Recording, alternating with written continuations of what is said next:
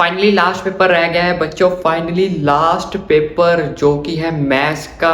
उसके बाद बहुत सारे बच्चों ने प्लानिंग कर रखी है कि मैं यहाँ करूँगा, ये करूँगा, वो करूँगा, वहाँ पे घूमने जाऊँगा, या अपनी ये एक्टिविटी करूँगा, अपनी वो एक्टिविटी करूँगा। 15 दिन से मैंने फ़ोन नहीं चलाया, मैं ये सबसे ज़्यादा फ़ोन चलाऊँगा। मतलब लॉट्स ऑफ डिफरेंट सबने प्लानिंग करके रखी हुई है।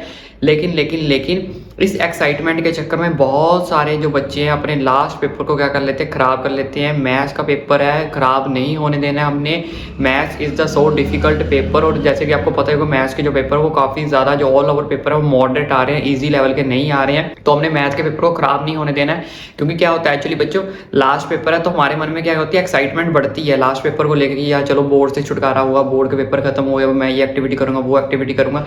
तो हमारे माइंड में लॉट्स ऑफ एक्टिविटी जो है वो चलती रहती है और मैथ्स के पेपर की जो टेंशन है वो खत्म होती रहती है। तो हमने अपनी एक्साइटमेंट को कंट्रोल करके रखना है, क्योंकि हमें मैथ्स के पेपर में ज़्यादा से ज़्यादा नंबर लेने हैं। अभी लास्ट पेपर है, लास्ट पेपर के बाद ही आपको आज़ादी मिलेगी। तो यहाँ पे आपको स्ट्रेटजी बनाने वाला हूँ, वाली स्ट्रेटजी को फॉलो करो। स्ट्रेटजी को फॉलो करते ही आपके मैथ्स में इतने अच्छे नंबर आएंगे ना कि आपकी एक्साइटमेंट क्या है, फिर जितनी चाहे एक्साइटमेंट को अपनी ओवर कंट्रोल कर लेना, कोई चक्कर नहीं है। बस ये मैथ्स का पेपर जैसे जैसे करके निकाल लो। आपको कुछ हिंट बताने वाला हूँ, बस इस तरह से ये मैथ्स का पेपर अपनी तैयारी करना। आप डेफिनेटली जो नंबर है वो मैक्सिमम से मैक्सिमम आएंगे। ये जो आपकी स्ट्रेटजी बनाने वाला हूँ ये दोनों बच्चों के लिए, जो टॉपर्स हैं उनके लिए भी है, अगर जो लो लेवल पे स्टार्टिंग करना चाहते हैं, सिर्फ पास होना चाहते हैं, उनके लिए भी स्ट्रेटजी है, बेसिक वालों के लिए भी है, स्टैंडर्ड वालों के लिए, दोनों के लिए ही ये स्ट्रेटजी है। तो इस चीज़ को कभी भी पीछे मत छोड़ना कि मैथ्स का पेपर है, अपनी पूरी की पूरी स्ट्रेटजी, अपनी पूरी की पूरी जान लगा देना मैथ्स के पेपर को निकालने के लिए। तो यहाँ पे मैंने स्ट्रेटजी के कुछ स्टेप्स बनाए हुए हैं। ये स्टेप्स के थ्रू आपने अपनी तैयारी करनी है, प्रेपरेशन करनी है, जान थोपनी है। मैथ्स के नंबर में हमने मैथ्स को हराना ही हराना है। मैथ्स के नंबर में, मैथ्स के पेपर में नंबर लाने ही लाने हैं, चाहे जो मर्जी हो जाए। तो सबसे पहले स्ट्रेटजी है हमारे पास, जैसे आपको पता है पेपर का लेवल, पेपर के जितने हमारे लेवल है, साइंस है, SST है, पेपर हमारे क्या आ रहे हैं, मॉडरेट आ रहे हैं। मॉडरेट यानी कि मीडियम लेवल के आ रहे हैं, ना ही ज़्यादा टफ आ रहे हैं और ना ही ज़्यादा इजी लेवल के आ रहे हैं। तो मैथ्स का पेपर का जो लेवल है वो भी मॉडरेट ही आएगा। अभी अभी जो 12th का भी पेपर हुआ है इकोनॉमिक्स का, वो भी मॉडरेट लेवल का आया था, काफ़ी ट्रिकी क्वेश्चन आए थे। और एक बात चीज़ याद रखना, पेपर जो आपको लेंथी आने वाला है, तो अपनी स्पीड थोड़ी सी बना के चलना। बाद में मत बोलना कि हमें किसी ने बताया नहीं था, जो आपका पेपर है मैथ्स का वो लेंथी आने वाला है। क्योंकि कई बार ऐसा होता है एक क्वेश्चन हमें 10 मिनट ले लेता है, एक क्वेश्चन हमें 5 मिनट में भी हो जाता है। कई बार किसी क्वेश्चन में हम फंस गए तो 15-15, 20-20 मिनट भी वो हमारे खा जाता है। तो पेपर आपका लेंथी होने वाला है, तो इस चीज़ को अपने माइंड में ध्यान में रखें। उसके बाद बात करते हैं एनसीईआरटी की।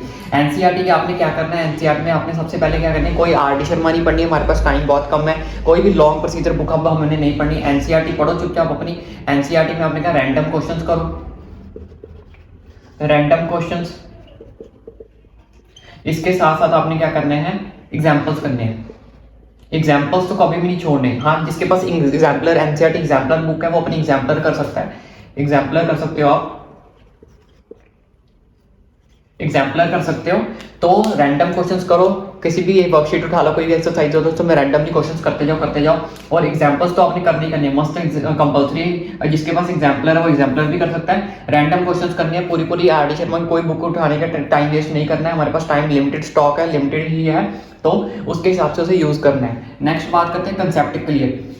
अगर अब आपको कोई डाउट पड़ता है किसी क्वेश्चन के अंदर या किसी कंसेप्ट के अंदर, तो उसमें आपने क्या करना है, यूट्यूब पे एक शॉर्ट वीडियो देखनी है, वन शॉट वीडियो, जिसको शॉर्ट वीडियो कह लो चाहे वन शॉट कह लो, वन शॉट वीडियो देखनी है, जिसपे सिर्फ 5 या 10 मिनट की, जो आपका ज़्यादा टाइम कंज्यूम ना करे कि इधर की भी सुन ली उधर की भी सुन ली।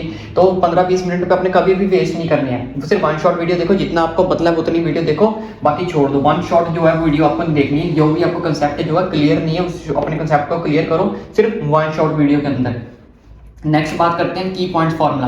की पॉइंट्स और अपने फार्मूले जो हैं, जैसे भी आप अपनी रिवीजन करोगे तो रिवीजन में जो भी आपके की पॉइंट्स होंगे उसको एक पेपर ले लेना, पेपर के ऊपर मेंशन करना, मेंशन ऑन पेपर। कोई भी A4 साइज पेपर ले लेना, कुछ भी ले लेना, उसके ऊपर आपने इसको क्या करना है, मेंशन करना है। और लास्ट वाले दिन ये जो की पॉइंट्स हैं आपके, ये फार्मूला है, इन सबको क्या करना है, लर्न आउट करके जाना है। Mention on papers also do on exam day. Exam day के अंदर आपने उसको क्या करना है, करके जाना है। जितने भी आपके फॉर्मूलाज है सारे के सारे एक पेपर पे लिखते रहना है। जैसे जैसे आप रिवीजन करोगे, फर्स्ट चैप्टर के लिख लिए, फिर सेकंड के रिवीजन करेंगे तो सेकंड पे लिख लिए, सारे के सारे एक पेपर पे लिख के A4 साइज ले लेना, कोई भी 3 पेज ले लेना, उसके ऊपर सारे के सारे ये चीजें आपने क्या करनी, मेंशन करनी है। लास्ट जिस दिन आपका एग्जाम डे होगा उस दिन आपने एग्जाम से पहले ये सारा का सारा जो भी अपना चिट्ठा खाता होगा 1 घंटा आधा घंटा लगा के इसको सारा का सारा क्या करना है, रीड आउट करके जाना है। अब बात करते हैं PVQ. PVQ is one of the most important thing. जिन्होंने सिर्फ पास नहीं होना है वो तो सिर्फ पीवाईक्यू कर जाए और एनसीईआरटी के एग्जाम्पल्स कर जाए, वही पास हो जाओगे। सीधी सी बात बता रहा हूँ, जिनको मैथ टफ लगता है वो सारे के सारे प्रीवियस ईयर के क्वेश्चंस कर जाओ और एनसीईआरटी के एग्जांपल्स कर जाओ, और एग्जांपल अगर है तो कर जाओ, नहीं करनी तो कोई दिक्कत नहीं है, एग्जांपल्स कर जाओ और पीवाईक्यू कर जाओ। पीवाईक्यू कर जाओ, आप आराम से मैथ में से क्या हो जाओगे, पास हो जाओगे। तो इसमें आपने क्या करना है, एमसीक्यू, लॉन्ग शॉर्ट क्वेश्चंस। जिन्होंने तो पूरा अपना मैथ्स में पूरे आउट ऑफ फुल वाटा फुल लेके आने हैं तो उनके लिए तो ये कंसेप्ट मस्ट कंपलसरी है। और साथ में उन्होंने क्या करना है, केस बेस्ड क्वेश्चन।